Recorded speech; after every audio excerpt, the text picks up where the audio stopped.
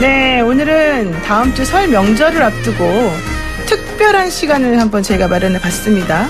명절 밥상머리 민심 이렇게 부르잖아요. 친척들이 다 모여서 설 명절을 세는데 이때 정치적인 이슈, 경제적인 이슈, 뭐 결혼했냐 안 했냐 이런 거 가지고 서로 갑론을박을 펼치죠. 그러는 사이에 친척 어른들하고 의견 차이가 심해지기도 하고 대화하기가 힘들어지기도 하고 이제 이런데요.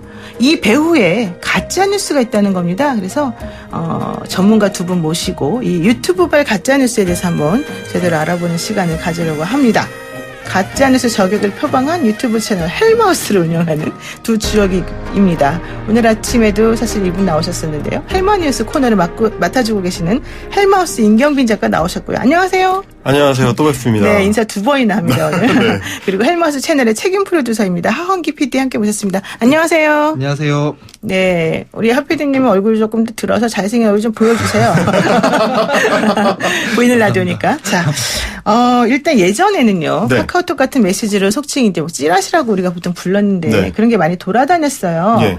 그러니까 우리는 그거 보면서 이건 뭐 가짜 뉴스일 가능성이 높다라는 생각을 하면서 이제 보긴 했는데 요즘에는 유튜브 영상으로 그냥 뉴스처럼 진짜 진행을 하니까 이게 가짜일까라는 생각을 좀 못하게 되는 게 좀 있는 것 같더라고요. 그게 이제 보세요? 사실 굉장히 중요한 문제인데요. 어떤 경우에는 유튜브 채널들이 덩치가 커지다 보니까 자기네 나름대로 스튜디오를 차려놓고 진짜 방송처럼 진행을 해요. 그러니까 아무래도 이제 보시는 분들 입장에서는 네. 이게 뭐 TV 방송이랑 큰 차이가 없는 그런 공신력을 갖고 있는 방송이다. 그렇죠. 그런 인식이 있다 보니까 내용 검증은 조금 지나치게 되는 경우들이 있어요.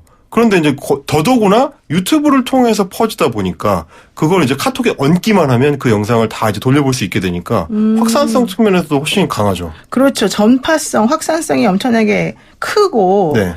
또 영상이라고 하는 그 매체가 주는 신뢰감이 조금 있지 않습니까? 예, 그렇기도 하고요. 그리고 진짜 뉴스 사이사이에 그게 들어가요. 이를테면 지금 방송하는 YTN 라디오 같은 경우도 끝나고 나서 유튜브로 재가공이 되잖아요. 네. 그거를 보내고 그 다음에 다시 무슨 가짜뉴스 유튜버를 보내면 차이가 별로 안 느껴지는 거죠. 똑같이 스튜디오에서 나와서 떠들게 되니까. 그래서 진짜 뉴스 사이사이에 가짜뉴스들이 들어가기 때문에 네. 조금 착각하게 되는 경향도 있어요. 사실 우리가 가짜인지 아닌지 알려면은 그 사실에 대해서 좀 알고 있어야 되는 건데 모르는 내용을 상대방이 막 그 여러 가지 객관적 수치와 함께 얘기를 해주면 진짜인가 보다 이렇게 생각할 수밖에 그렇죠. 없지 않습니까?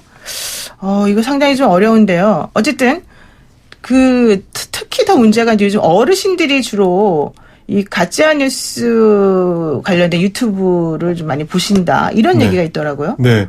명절 때 사실 어떤 가족들 간에 혹은 친척들 간에 이제 충돌이 벌어질 때, 의견 충돌이 벌어질 때, 근거로 많이 드시는 게 그런 가짜뉴스 유튜브 채널들에서 얻은 정보들이다. 이런 얘기들을 저희가 이제 운영하고 있는 헬마우스 채널을 통해서도 이제 고통을 호소하시는. 고통을 호소하시는. 그 자녀분들이 정말 꽤 있어요. 네네. 그래서 그것 때문에 어머니랑 싸웠어요. 아버지랑 얘기하기가 너무 힘들어요. 이제 이런 분들이 굉장히 많거든요. 네네. 그러니까 아마도 이번 설에 이제 친척들을 만나러 가시면 그런 고통을 받는 분들이 많으실 것 같은데 저희는 사실 이제 크게 보면 이거를 이제 저희는 뉴스형 가짜뉴스다. 이런 식으로 분류를 합니다. 아까 말씀드린 대로 스튜디오를 차려놓고 마치 뉴스 프로그램을 진행하는 것처럼 하는 것들 그 경우에도 이제 크게 보면 몇 가지 좀 패턴이 있습니다. 아, 그래요? 무슨 패턴이 있습니까? 몇 가지 패턴이 있는데 이제 저희끼리 이제 칭하기로는 속칭 뇌피셜이라고 하는데요. 뇌피셜이요? 자기들 안에 이제 그 머릿속에서 나름대로 사실관계를 조합해내는 경우. 그러니까 그게 이제 정확한 정보나 어떤 근거 자료가 있는 게 아니라 머릿속에서 상상의 나래를 펼쳐서 이게 이미 어떤 확정된 사실인 것처럼 이게 정확한 분석인 것처럼 떠드는 경우들이 종종 있습니다. 네. 그래서 이게 마치 시사 프로그램의 일종인 것처럼 하는 거죠. 그런 행세를 하는 것들. 이게 좀 종종 있는데. 예를 들어서 한번 좀 설명을 구체적으로 해줘야 될 것 같은데요. 저희 이제 하헌기 PD가 그런 분야에 대해서 전문가입니다. 얘기 좀 해주시죠. 네. 이를테면 우익 유튜버 중에는 신의 한수라는 채널이 있는데 120만 가까운 구독자를 보유하고 있고요. 엄청나게 구독자가 많군요. 예, 스튜디오에서 언론인들 모셔서 이렇게 논평도 듣고 하는데 근데 12분 동안 떠들면서 한다는 얘기가 이재용 삼성전자 부회장이 빨간색 점퍼랑 빨간색 모자를 입고 외출을 하는데 네. 저기 빨간색 점퍼를 입었으니까 저 사람은 자유한국당 지지자일 것이다라는 내용으로 분석을 해요. 이걸 좀 잘라서 가져왔는데요. 한번 일단 들어보고서 다시 얘기 나누죠. 예. 그 옆에 보좌하는 사람들이 얼마나 많습니까? 비서실에서요. 오늘 빨간 잠바에 빨간 모자 하면은 혹시 자유한국당을 지지한다라는 것 때문에 혹시 민주당에서 탄압이 들어오지 않을까요? 청와대에서 탄압이 들어오지 않을까요? 분명히 얘기를 합니다. 보고를 합니다. 그런데 이재용 부회장이 이거 왜 강행했겠습니까? 어차피 재판부에서 파기환송으로 돼서 나는 문재인 정권에 찍힌 지가 이미 오래다. 근데 이재용 부회장이 나올 수 있는 방법이 있습니다. 4월 15일 총선에서 200석 이상으로 승리를 하게 되면은 재판부도 대법원장도 바뀔 수가 있고요. 그렇죠. 그 다음에 정권도 바뀔 수가 있습니다. 그래서 지금 이재용 부회장은 국민들에게 자유한국당에게 신호를 보내고 있는 겁니다. 나는 빨간색을 입고 나왔으니 애국 시민들 이번에 총선에서는 표를 모아주십시오. 그러니까 삼성전자 이재용 회장이 빨간색 점퍼와 빨간 모자를 쓴 게 한국당 의원들에게 조금 어필하는 것도 있고 국민들한테 어필을 한다는 거죠. 국민들에게도 어필을 하고 굉장히 좀 그 충격적인 얘기인데 사실은. 그리고 그 목적이 본인의 그런 형과 관련된 거다 이런 얘기예요. 그렇죠. 재판에서 굉장히 지금 불리한 상황이니까 자신이 여기서 이제 빠져나가려면 네. 자유한국당에게 표를 몰아주십시오라고 국민들한테 신호를 보낸다는 거죠. 사실은 이게 굉장히 황당한 얘기고 어떻게 보면 이제 삼성전자나 혹은 뭐 이재용 부회장 입장에서는 야 이거는 음해다. 네. 나에 대한 음해다라고도 할 수 있을 정도로 굉장히 충격적인 얘기인데 저게 광화문 집회 가거나 네. 뭐 어디 수사받으러 가는 게 아니라 친구 만나러 부산 갈 때 입은 옷인데 저게 이제 파파라치처럼 찍힌 사진이거든요. 네. 그러니까 사실관계를 파악해 보니까 그랬습니다. 이제 그날이 어떤 날이었냐면 이재용 부회장이 뭐 스웨덴에서 온 어떤 클라이언트들하고 이제 미팅도 좀 하고 그러고 나서 부산에 살고 있는 지인을 만나러 가는 길이에요. 그래서 백팩을 메고 네네. 가벼운 차림으로 그 KTX SRT를 타러 가는 그런 모습이거든요. 네. 근데 이제 그게 무슨 자유한국당 국회의원들이 뭐 검찰청에 가서 뭐 항의를 할 때 코디를 빨간색으로 맞추는 거랑 같은 거다. 이런 식의 이제 호도를 이제 하고 있는 거죠. 사실 제가 이재용 부회장하고 저하고 나이가 똑같아요. 우리 같은 연도에 태어났더라고요. 알고 봤더니 제가 물어보진 않았지만. 약간 TMI 느낌이 좀 있는데요. 네, 여보세요. 근데 제가 왜 이 얘기를 했냐면 나이가 들면요 좀 원색을 좋아하게 돼요. 그래서 빨간색 옷이 나한테 좀 잘 받는 것 같아 내 생각에. 그래서 저도 빨간색 옷을 입는 경우가 좀 있거든요. 그러면 저도 그런 뜻으로 해석이 될까요? 이분들이 보시기에는. 그래서 사실 저희가 이제 저희 유튜브 채널에서 이 내용을 소개를 할 때 아니 그럼 이것도 자유한국당 지지를 표명한 거냐라면서 소개한 것 중에 저 독일의 메르켈 총리가 빨간색 옷을 입은 게 있었습니다. 네. 지금 비슷한 말씀인데 아니 본인이 생각하기에 나 빨간색 좋아하고 빨간색 옷이 나한테 잘 받는 것 같아서 네, 좀 예뻐 보인단 말이에요. 네, 부산 내려갈 때 좀 예쁘게 입고 가려고 한 걸 수가 있는데 마치 그 사람의 머릿속에 갔다 나온 것처럼 저런 식으로 뇌피셜을 펼치고 있는 거죠. 이게 바로 뇌피셜 계열의 네. 가짜뉴스란 말이죠. 그 뒤에 한 얘기들도 사실은 다 맞아요. 총선 승리하면은 뭐 대법원장을 바꾸니 많이 한 얘기들도 다 사실 안 맞는 내용인데 저렇게 이제 끼워 넣어서 사람들한테 호도하고 있는 상황인 거죠. 그래도 구독자가 120만 명이나 된다는 거는 그 유튜버를 상당히 사람들이 신뢰하고 있고 네. 그게 어느 정도 맞기 때문에 그런 거 아닙니까? 굉장히 파급력이 큽니다. 이제 신의 한수 같은 경우는 우리 하 PD가 잘 아는데요. 왜냐면 국회에 있을 때부터 그쪽 분야를 굉장히 좀 집중적으로 탐구를 했었거든요. 그래서 네. 저한테 해줬던 얘기 중에 하나는 모 정당의 다음날 최고위원 회의에서의 발언을 분석하려면 그 전날 신의 한수의 논평을 봐라. 그런 얘기가 있을 정도로 그러니까 실물 정치, 실제 정치에까지 영향을 미칠 정도로 굉장히 파급력이 큰 채널입니다. 그러니까 뭐 맞는지 안 맞는지 모르겠지만 어쨌든 파급력은 그렇게 좀 많이 있다 이런 얘기군요. 그 당시 등록 언론사였을 거예요. 국회 등록된 언론사였을 거예요. 아마. 국회에 출입할 수 있었을 출입할 수 정도로. 근데 그 다음에는 안 되는 거예요. 그 다음부터는 무슨 돌아다니면서 좀 규정이 안 맞는 어떤 그런 걸 많이 했어요. 아마 제재를 그렇군요. 받았을 거라고 저는 알고 있거든요. 네, 좋습니다. 자, 이렇게 뇌피셜 계열의 유튜브 뭐 이런 거 말고 또 다른 유형도 있습니까? 예, 이제 뭐 다른 경우로 저희는 이제 가짜 지식형이라고 하는데 가짜 지식형이요? 예, 네. 마치 자신들이 특별한 지식인인 것처럼 그래서 특히 뭘 강조하냐면 경제학이나 철학이나 이런 보통 그 생활인들 입장에서는 쉽게 정보에 접근하기 어렵거나 내용이 좀 어렵다고 판단해서 지나치는 것들이죠. 네네. 이제 그런 거를 뭐 어떤 철학자의 책을 들고 나와가지고 자기가 이 철학자에 대해서 잘 안다 이런 식으로 막 썰을 뭐 엄청 풉니다. 그러면서 네. 이 사람이 모 유튜브 같은 경우는 뭐라 그러냐면 임마누엘 칸트 독일의 철학자를 들고 나와서 칸트가 현대식 자본주의를 지지했다. 그래요? 진짜 지지했어요? 그럴 리가 있겠습니까? 한번 들어볼까요, 그러면? 네. 무역이라는 것이 어떻게 평화를 만들어내고 신뢰를 만들어내는지에 대해서 심지어 칸트가 그 유명한 영구평화론에 쓴 말도 했어요. 권력 중에 가장 믿을 만한 권력은 돈이다 이런 얘기도 했어요. 놀라운 얘기인데 근데 그 얘기를 쭉 했더니 며칠 있다가 어느 분이 전화가 와서 그게 도대체 어디에 나오는 말이냐고 물어보더라고. 근데 내게 물어본 말이 칸트 학회 회장님이었어요. 우리나라 칸트 학회. 진짜로. 우리나라 칸트 학회 회장님이 칸트의 사회 철학 자체는 공부를 해본 적이 없는 분이에요. 그러니까 칸트 학회 회장이 그런 얘기를 내는데 물어보더라고. 그게 어디에 나오는 얘기입니까? 하고. 그래서 제가 영구평화론이라는 논문에 요대로 있습니다 하고 보내드릴까요? 하고 물었는데 근데 그런 정도니까 뭐. 이 목소리가 정규재 TV의 그 정규재 씨 목소리 아닙니까? 메이저 맞습니다. 매체 주필까지 지냈던? 맞습니다. 그 메이저 매체 주필까지 지내셨었고 최근에는 이제 펜앤드마이크라는 구독자 수가 60만을 넘는 거대 채널의 이제 대표 중에 한 분이시고요. 네. 네, 이분이 이제 하신 말씀이 뭐냐면 저희가 모 유튜버, 개인 유튜버가 칸트가 현대식 자본주의를 지지했다라고 주장을 하길래 네. 그럴 리가 없다. 말도 안 되는 소리다라고 공격을 했더니 네. 그 모 유튜버가 이 펜앤드마이크에 나가가지고 정규재 씨를 자기 편으로 이제 끌어들인 거죠. 그러니까 네. 정규재 씨가 이제 편을 들어주면서 영구평화론이라는 책에 보면 그런 내용이 있고 자기가 그런 얘기를 어디 가서 했더니 칸트학회 회장이란 분이 그런 얘기가 어디 나옵니까라고 자신한테 물어봤다. 네. 칸트학회 회장님은 잘 모르시지만 나는 알고 있다.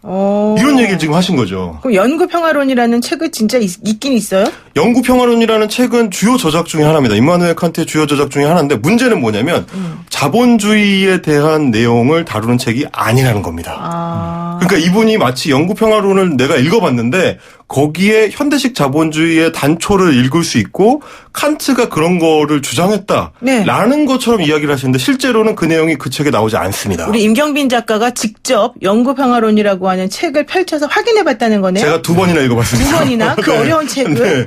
그래서 심지어 저희는 뭐도 검증을 했냐면 전자책을 사게 되면은 그 단어 검색을 할 수가 있거든요. 그렇죠, 그렇죠. 예, 그래서 단어 검색을 해봐가지고 자본주의라는 단어가 나오는지 이런 것도 찾아봤는데 진짜 머리 좋다. 그렇게 안 나옵니다. 저는 1페이지부터 다 있는 줄 알았더니 그게 아니라 검색을 하는군요. 네. 정말. 실제로 다 읽어보기도 했고요. 그래요? 안 나와요, 근데? 그 얘기가? 네. 이런 식으로 말하자면 지식 전달을 자기들이 하는데 이게 검증됐고 내가 다 파악한 지식인 것처럼 얘기를 하거든요. 네. 그런데 실제로는 엉터리라는 거죠. 그러네요. 우리 하원기 PD님도 혹시 읽어보셨어요? 영구평화론은 옛날에 읽었고 이번에 검증할 때는 이제 헬마우스가 읽었는데 이게 두 분 다 대단하십니다. 예. 근데 요 패턴이 어떻게 되냐면 방금 말씀하신 그 칸트가 현대식 자본주의를 지지했다고 주장하는 그 유튜버 분이 네. 이 펜앤마이크의 일종의 영상 클럽이라는 코너가 있어요. 거기에서 출연하는 지식인 롤을 가지고 있거든요. 네. 그러니까 틀린 얘기를 하면 안 되는 롤을 가지고 있으니. 그러네요. 예. 그러니까 지식인 역할을 하시는 분이 그렇게 좀 틀린 말을 그냥 하시더라. 예. 그렇죠. 이게 지금 두 분 얘기하고 있는 거예요. 그래서 사실 아까 말씀드렸던 그 네. 뇌피셜 계열과 이런 지식인 계열이 서로 상승작용을 일으키는데요. 네. 지식인인 것 같은 사람들이 나와서 뭐 굉장히 어려운 철학적 얘기를 하고 뭐 이러면 저 사람 되게 그럴듯한 사람들인가 보다. 되게 똑똑해 보이잖아요. 예. 그렇죠. 네. 그러면 그 다음에 틀린 분석, 아까 뇌피셜 분석을 거기다 덧붙이는 방식으로 네. 서로 이제 핑퐁 주고받으면서 자기들끼리 상승작용을 일으키는 거죠. 서로 도와주는군요. 네. 그런데 제가 궁금한 거는 지금 유튜브를 우리 헬마우스도 하시잖아요. 네네네. 구독자가 몇 명이에요? 저희가 이제 95,000명 정도 되고요. 봐봐요. 우리 그 진짜 뉴스를 지향하는 헬머스는 구독자가 95,000명인데, 밴앤드 마이크는 60만 명이고, 그리고 아까 뇌피셜 계열로 얘기한다는 어디야? 신의 한 수는 120만 명이잖아요. 네. 그러면 구독자가 많은 사람들이 보는 게 더 정확한 거 아니에요? 그거는 그렇지 않다고 저희는 말씀드릴 수밖에 없는데, 일단 저희는 그 채널 시작한 지 이제 한 4개월 정도밖에 안 된 그 초보들이라서 아직 좀 정색봐 주십시오. 되게 정색을 하고 또 얘기를 하십니까? 일단 알겠습니다. 어쨌든 예. 간에 저는 그래서 저는 그래서 그게 궁금해서 이걸 네. 말씀드리는 건데, 예. 어떻게 이렇게 만약에 잘못된 말을 계속해서 반복적으로 많이 한다면 그 유튜브 채널에서 그럼 사람들이 그걸 모를 리가 없을 텐데 예. 왜 구독자가 그렇게 많냐 이거예요. 제 질문은. 그게 저희도 관찰을 하고 분석을 해보니까 이런 가짜뉴스 유튜브 채널들도 나름대로 어떤 패턴이나 노하우가 있더라고요. 노하우가 있군요. 예, 이 네. 부분은 또 우리 하은기 PD가 잘 분석을 해줄 텐데 말씀 해주세요. 일단은 뉴스를 정보로 전달하지 않고 서사화시켜서 전달을 해요. 스토리로. 예를 들면 뭐예요? 어떻게 한다는 거예요? 서사화가 뭐예요? 이를테면은 캐릭터를 만드는 건데 이게 이제 무슨 사건이 있었다는 게 아니라 뭐 자기들 반대편에 적을 설정해두고 네. 무슨 이제 정권과 여당이라고 할 수 있겠죠. 여기 경우에는 문재인 정권이나 민주당한테 어떤 특정한 속성을 부여해서 어떤 공산주의자들이다. 한국을 공산화시키려고 하는 세력이다라는 틀을 만들어두고 이야기를 다 우겨 넣어버리거든요. 그러면 이제 야당 쪽, 그러니까 보수 진영에 있는 사람들은 자기한테 맞는 말, 자기가 듣고 싶은 말을 이분들이 해주는 게 되는 거예요. 정부와 네, 관계없이. 네. 그러니까 그런 사람들이 쫙 붙게 되는 그러니까 거죠. 말하자면 이런 거죠. 캐릭터를 만듭니다. 우선 그러니까 네. 문재인 정권이나 민주당은 친북적이고 뭐 친중적이고 네. 뭐 반미다 이제 이런 캐릭터를 부여하면 시사 이슈들이 그걸 가지고 다 해석이 된다고 하는 그런 겁니다. 프레임을 일단 씌운 다음에 한다는 그렇죠. 거죠? 그렇게 되면은 그 구독자층에서는 사실 그 얘기를 굉장히 듣고 싶어하는 분들이 많거든요. 네. 이제 그러면 이제 나머지 시사 이슈들을 거기다가 다 이제 때려 넣어서 해석의 틀을 만들어 버리는 방식으로 주도를 합니다. 예를 들면 이건데요. 정책 이슈 중에서 이제 공수처 설치라든지 네네. 검경 수사권 조정이라든지 이런 이슈들은 사실은 국회 내에서 계속 이제 서로 주고받고 하면서 합의안을 만들어내고 법안을 통과시키는 어떤 과정들이 쭉 있지 않습니까? 네. 그런 거를 소개하거나 그런 걸 해설하지 않습니다. 그럼 뭘 합니까? 그게 중요하지 않고 네. 공수처를 만드는 이유는 친북적이고 공산주의에 친화적인 이 정권이 독재를 하기 위해서 만든 거다. 일단 전제를 그렇게 깔고 그 얘기는 그렇죠. 사실이라는 전제 하에서 그다음 얘기를 이어간다. 그렇죠. 그런 식으로 스토리를 만들어 버리는 거죠. 네. 근데 사실은 공수처 설치나 검경 수사권 조정이 그런 내용이 아니잖아요. 근데 지금 헬머스가 예. 하신 말씀은 사실은 자유한국당에서 이 공수처법을 반대하면서 내세운 논리잖아요. 그러면 자유한국당이 잘못 말하고 있는 거예요? 그래서 사실 저희가 아까 신의 한 수의 논평이 어떤 정당한테 영향을 미치기도 하더라라는 그 카더라를 전달을 해드린 건데, 네. 약간 그런 맥락이 있을 수는 있습니다. 저희가 이제 확정적으로 그런 얘기를 드릴 그렇죠. 수는 없지만. 이건 평가의 영역이 또 들어가니까 네네. 가치 판단도 들어가고. 공수처나 검경수사권 조정 같은 경우는 사실은 실제 내용을 들여다보면 좀 해석의 여지들이 좀 많이 있잖아요. 하PD가 전달을 해주신다면. 이를테면은 그 법 자체가 4+1 이제 합의를 통해서 나온 법이고 그 공수처 같은 경우에도 저쪽에서는 무조건 어떤 정권 보위를 목적으로 사용한다고 얘기를 하고 있어요. 근데 사실상 공수처장 임명 과정에서부터 야당의 견제를 받는 거고 이런 얘기들을 쫙 빼고 저쪽에서는 전달을 하고 있는 거거든요. 그러니까 이런 거군요. 예를 들면 어떤 제도도 완벽한 건 없으니까 예. 그 제도를 운영하는 방식이 조금 잘못되거나 다른 방향으로 의도를 가지고 예. 운영을 하면 A라고 하는 방식으로 흐를 수도 있습니다. 그렇지만 B, C, D, E도 다 있습니다. 이게 원래 그렇죠. 전체적으로 할 수 있는 말인데 그렇죠. 그중에 A만 계속 부각시켜가지고 그렇죠. 이거는 그렇습니다. 무조건 A다. 나머지는 없다. 이런 식으로 사람들에게 전달을 해준다. 그러면 예. 이게 바로 잘못된 지식 전달이 될 수 있다. 이런 얘기시군요. 그렇죠. 예. 예를 들면 최근에 검경수사권 조정과 관련해서도 네. 말씀하신 것처럼 앞으로 이제 경찰의 역할에 대해서 재조정은 물론 필요합니다. 지금 권력이 너무 비대해지는 걸 막기 위해서 자치경찰제를 도입하거나 정보경찰을 분리하거나 이제 이런 견제장치는 앞으로 만들어가긴 해야 되는데 네. 이런 얘기를 구체적으로 하지 않고 뭐라고 하냐면 공안처럼 될 거다. 중국의 공안처럼 한국의 경찰이 거대화, 비대화되면서 사람들을 감시하고 찍어 누르는 방식으로 발전해 나갈 거다라고 주장을 하는 식입니다. 왜 그런 주장을 할 수 있느냐 하면 이 정권은 혹은 여당은 친중적이기 때문에. 그래서 중국처럼 행동할 것이다. 근데 그거는 뭐 가짜뉴스라기보다는 일단 네. 그 본인이 생각하는 가치관이나 지향점과 연결된 판단의 영역이기 때문에 네. 무조건 이게 가짜다 진짜다라고 말할 수가 없잖아요. 근데 문제는 바로 그 가짜다 진짜다 말할 수가 없다는 거를 알면 되는데 그렇죠. 예. 그거를 말을 안 하고 이거는 무조건 진짜니까 이렇게 됩니다라고 얘기를 해버리는 게 문제라는 거죠. 그렇죠. 그렇습니다. 예. 그러니까 정책 이슈를 사실 전달할 때는 조금 전에 저희가 말씀드린 것처럼 어떤 근거나 네. 뭐 법안에 대한 그 구체적인 내용을 소개를 하는 게 반드시 따라붙어야 되는데 네. 그 근거가 이런 정책 얘기가 아니고 중국 얘기. 중국과 이 정권이 유사한 성격을 갖고 있다. 이건 사실 전혀 검증이 안 된 뇌피셜이니까요. 네. 이런 문제가 있는 거죠. 그럴 수 있군요. 근데 이런 의문이 생기네요. 두 분 말씀 듣다 보니까 지금 얘기하신 채널들은 사실은 보수적인 성격의 유튜버들이 하는 채널이고 네. 또 이른바 우파 쪽으로 분류되는 유튜브 패널들이잖아요. 네, 네. 상당히 그 영향력이 센. 네, 네. 그러면은 유튜브를 뭐 보수 진영에서만 하는 게 아니라 진보 성격을 가진 분들도 할 텐데 그럼 진보 성향을 가진 사람들이 하는 유튜브 채널에서는 이런 게 없어요? 비슷한 경우가 종종 있습니다. 이제 어떤 경우가 있냐면 이제 네. 음모론과 관련된 것들인데요. 음모론요? 예, 네. 특정 사실을 좀 부풀리거나 이 조금 비는 부분을 자기가 생각하는 음모로 이제 채워넣는 경우들이 종종 있습니다. 네. 근데 이제 다만 저희가 그 가짜뉴스 저격 그 채널이라는 걸 운영하면서 관찰하고 분석해 본 결과 네. 소위 이제 우익 쪽에서 이야기하는 좌파 가짜뉴스 채널들이라는 게 일단은 영향력이 굉장히 미미합니다. 아, 왜? 미미해요, 영향력이, 좌파는? 예. 대체로 진보 쪽은? 네. 특히 이제 가짜뉴스, 그 진보 쪽 가짜뉴스를 자기들이 이제 설파하는 채널들은 네. 워낙 그 구독자 수가 적어요. 구독자 수가 적어서.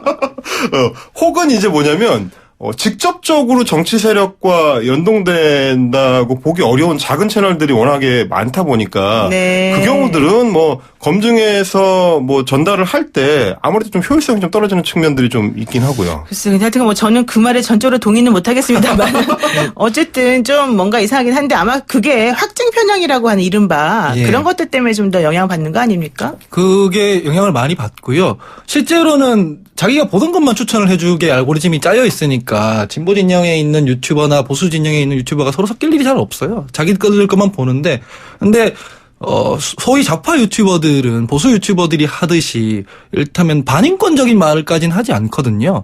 뭐 방송에서 하기 되게 어려운 수준의 어떤 혐오 발언 이런 것까지 하는데 이를테면은 모 유튜버는 제주 4.3 사건을 두고 이런 식으로 얘기를 해요. 해충을 박멸하다 보니까 익충도 잡힌 거다. 이런 식의 워딩을 사용하거든요. 네. 저희가 이제 가짜뉴스를 설파하면서도 그런 정서를 뿌리는 사람들을 위주로 타겟을 하다 보니까 그렇게 지금 타겟이 잡히고 있는. 아, 근데 사실 뭐 딱 그렇게 단정적으로 말하는 건 사실 좀 위험할 것 같고, 왜냐하면 이제 두 분도 사실은 모든 유튜브 채널을 다 들으신 건 아닐 테니까, 이제 그거는 이제 확인을 해봐야 되겠지만, 그렇죠. 일단 그렇죠. 경향상으로 봤을 때 요즘 유튜브 채널은 내가 자주 보고 내가 좋아하는 류의 것들을 조금 자동 추천해주는 그런 방식이기 때문에 네. 그러다 보니까 오히려 확증 편향이 계속 강화되고 예. 그런 쪽으로 조금 더 점점 빠져들어갈 수는 있다. 위험성이 예. 있다. 이제 이 정도로 사실은 마무리 짓는 게 맞을 것 같네요. 네. 아, 정말 근데 어려운 것 같아요. 솔직히 말해가지고. 요즘에 인터넷이 발달하면서. 그러니까 어떻게 사실 보세요? 저희도 이제 유튜브를 계속 관찰하고 또 직접 유튜브를 해보면서 느끼는데 네. 자칫하면은 이제 생각이 좀 고이는 문제가 발생할 수도 있겠더라고요. 저희가 처음에 그 설 같은 명절에 서로 의견 충돌이 된다라고 이야기를 드렸던 것도 네. 대화가 되려면 상대를 이해하려는 어떤 노력이 필요한데 그렇죠. 지금 확증 편향 속에 갇히게 되면 더 점점 자기 생각 속으로 이제 파고 들어가게 되거든요. 그래서 남의 말을 더 안 듣게 되고 그런 게 사실 명절처럼 뭐 여러 사람들이 모이는 자리에서는 자칫하면 대화를 막는 그런 문제가 생길 수가 있는 거죠. 지금 그 1793 쓰시는 우리 애청자분께서 진보는 정부가 하는 거 홍보만 하잖아요. 너무 편파적인 거 아닙니까? 근데 이런 물음을 주셨습니다. 여기에 대한 대답을 한번 해주실까요? 그런 부분이 있는 것 같아요. 정부가 하는 거를 방어하는 데 치중하는 역할을 많이 하는 것 같아요. 이슈들 정부가 공격을 많이 받지 솔직히 않습니까? 인정하시는군요. 저는 뭐 네. 그런 경향은 있는 것 같고 네. 실제로 예. 이제 뭐, 그렇지만, 네. 예. 저희한테도 사실 그런 말씀해 주시는 분들이 많아요. 왜 그렇죠. 소위 예. 우파 유튜버들만 공격하냐. 네. 진보 유튜버들도 잘못된 정보를 전달하는 경우가 많이 있는데. 그렇죠. 예. 이제 저희가 뭐 라이브 방송을 통해서도 말씀을 드렸습니다만은 저희는 기본적인 어떤 원칙이 있는데 반인권적인 행태나 이제 발언을 하는 경우 네. 내지는 역사 왜곡을 심각하게 하는 경우 뭐 어떤 유튜버들은 위안부에 대해서 모욕적인 발언을 네. 막 쏟아내는 경우들이 있어요. 이제 네. 그런 거를 이제 바로잡는 거. 그래서 이제 어떤 공론장의 기초 체력을 다시 회복시키는 게 저희의 목적이다 보니까 일단 기초적인 거를 잘못하는 경우, 이제 뭐 정부 정책에 대해서는 찬반이 있을 수가 있는 건데 네. 그런 문제들을 먼저 좀 지적해서 수정하는 게 필요하겠다 그런 네, 입장입니다. 맞습니다. 자, 인터넷 시대를 살다 보니까 여러 가지 명함이 있습니다. 근데 최근에는 넘쳐나는 정보들을 어떻게 걸러서 잘 내 것으로 흡수할 수 있을지 이런 게 참 중요한 문제인 것 같은데요. 아무래도 가짜 뉴스의 바다에서 살고 있기 때문에 이런 그 좀 본인을 되돌아보는 혹은 정보를 무조건적으로 받아들이기만 하면 안 된다는 이런 얘기가 나오는 것 같습니다. 두 분 말씀 오늘 여기까지 듣겠습니다. 고맙습니다. 감사합니다. 네, 내일 이어서 우리 유튜브 가짜뉴스 얘기 한 번 더 하겠습니다. 오늘 말씀 고맙습니다. 지금까지 헬마우스 임경빈 작가, 하헌기 PD였습니다.